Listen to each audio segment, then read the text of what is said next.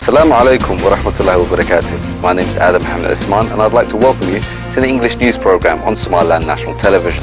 Here to bring you the latest news, let's start with these stories making the headlines. National GCE intermediate and secondary school examinations start across Somaliland. Minister of Information initiates training seminars for both public and private sector media staff. UK President announces temporary truce. The House of Representatives held a session today which ratified the formation of the Somaliland Law Reform Committee. The session was chaired by the Chairman of the House of Representatives, Abdurrahman Mohammed Abdullahi Iro, and the two Deputy Speakers in a session held in the House of Parliament in the capital of Somaliland, ENG Sa. The Somaliland House of Representatives approved the establishment of the Legal Reforms Committee. The session, which was held in the House of Parliament in the capital of Somaliland, ENG Sa, was chaired by the Chairman of the House of Representatives, Abdurrahman Mohammed Abdullahi Iro, alongside the First Deputy Speaker, Basha Mohammed Farah, and Second Deputy Speaker, Yusuf Ali Ahmed.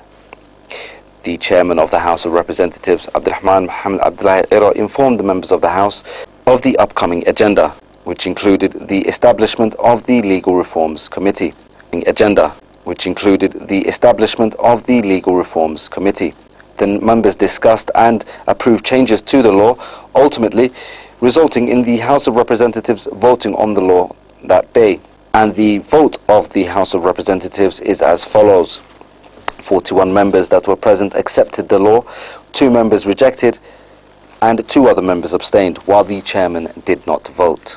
The Minister of Education and Higher Studies, Samsam Abdi Adan, and the Chairman of the National Examinations Board, Dawood Mohammed Farah, initiated the start of the GCE intermediate and secondary school exams across the entire country. The National GCE examination is for intermediate and secondary schools for 2014 has officially begun across Somaliland.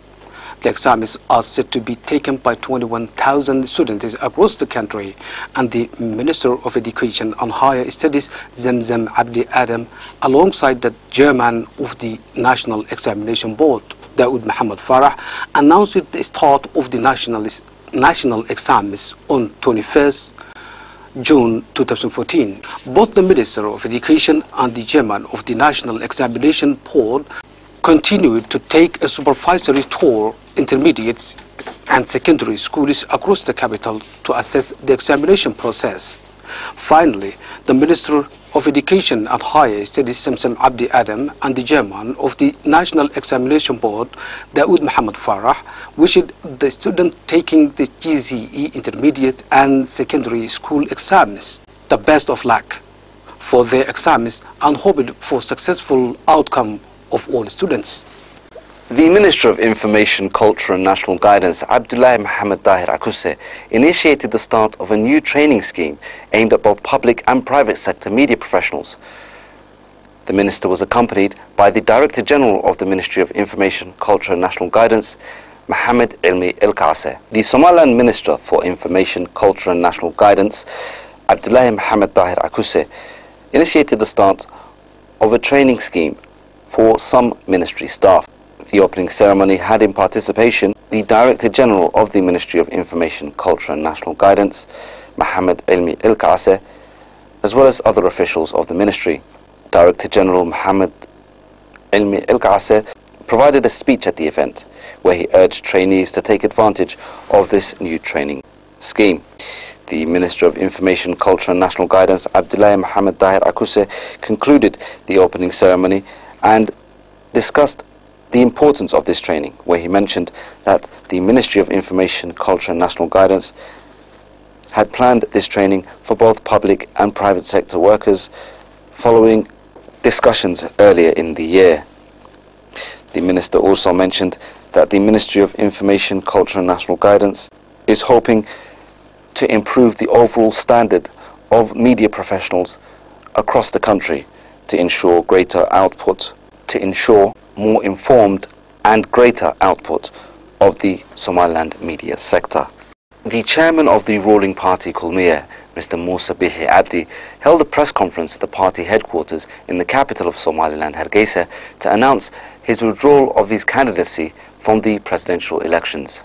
The chairman of the ruling party Kulmiye, Mr. Musa Bihi Abdi, who had previously announced his candidacy for the presidential elections, recently announced he has withdrawn his candidacy for the upcoming elections. In a press conference held at the Kulmiye party headquarters in the capital of Somaliland, Hargeisa, stated during this press conference that he has officially withdrawn his candidacy for both party and national interests. Mr. Musa Bihi Abdi continued in his address that he wanted the success of the Kulmiye party for the foreseeable future to continue its developmental progress for Somaliland. The Kulmiye party chairman was accompanied during this press conference by the first deputy chairman of the Kulmiye party, Muhammad Kahin Ahmed, and the former chairman of the Kulmiye Central Committee, Jama Shabel. You're still tuned into the English news program on Somaliland National Television, the only Somali-speaking channel with an English news program. And now for our international headlines in detail. Ukraine President Petro Poroshenko announces the halt of military operations. Ukrainian troops have ceased fire in a fight against pro-Russian separatists as a first step in efforts to de-escalate the conflict in the country's east, days after rebel leaders rejected the peace process. Petro Poroshenko, Ukraine's president, announced a week-long truce on Friday, but said the army would fight back in case of a separatist attack. The forces of the anti-terrorist operation will halt military action starting today and through June 27. Poroshenko was cited as saying in comments published on the Ukrainian Interior Ministry website. Shortly after the announcement, the Kremlin was quoted by Russian news agents as saying that the truce declaration sounded more like an ultimatum. Poroshenko said the ceasefire would give separatists time to lay down their arms and leave the country, to be followed by talks, new local elections and a jobs program. Poroshenko discussed the details of his peace plan on the phone on Thursday with Vladimir Putin, Russia's president, and his office says he emphasized the need for introducing effective border controls and quickly releasing hostages seized by the rebels. Rebel leaders have dismissed the plan, and it remains to be seen to what extent they will comply. Earlier in the day, 7 Ukrainian troops were killed in overnight fighting in the restive east as clashes between government forces and pro-Russian rebels flared ahead of the ceasefire. Vladislav Salesnev, spokesman for the Ukrainian forces in the east, said 30 troops were injured in fighting near the village of Yampil in the Donetsk region. Separatists were operating tanks in the region, a particular sore point for Ukraine, which accuses Russia of letting the vehicles and other heavy weaponry cross the border. Putin has voiced concern about the Ukrainian military operation against the rebels but has resisted both the rebels' pleas to join Russia and repeated calls from Russian nationalists for Putin to send troops into Ukraine. NATO reported on Thursday, however, that Russia was resuming a military buildup at the Ukrainian border. Dmitry Peskov, Putin's spokesman, said Russian officials were surprised at Western expressions of concern for the renewed troop buildup, saying it was merely previously announced measures to tighten border controls. This is not a matter of some sort of concentration of forces, but of a strengthening of border controls of the Russian Federation, Peskov was quoted as saying by a Russian news agency Itar-TASS. Separately, Yuri Ushakov, Putin's foreign policy ID, said Putin was committed to dialogue on Ukraine and was planning to have a phone conversation with US President Barack Obama in the coming days. 13 people have been shot dead in a bomb attack in China.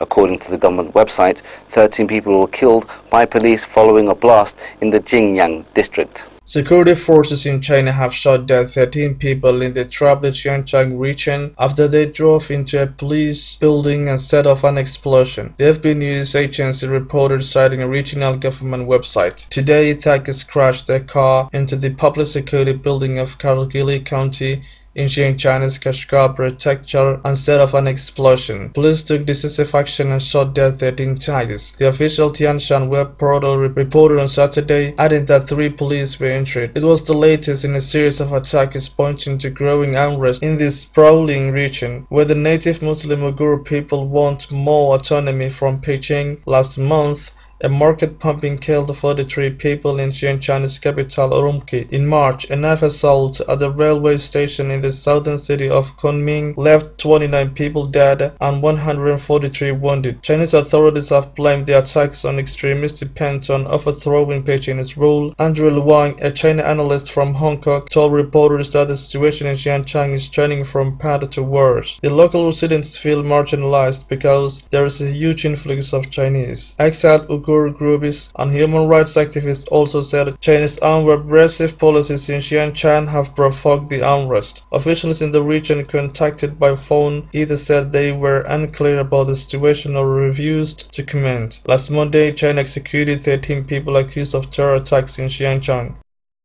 And that's all the news we have for you today. Thanks very much for watching. You can keep updated with us on somalilandntv.com or contact us on English section at somalilandntv.com. Until next time, Assalamu alaikum wa rahmatullahi wa barakatuh.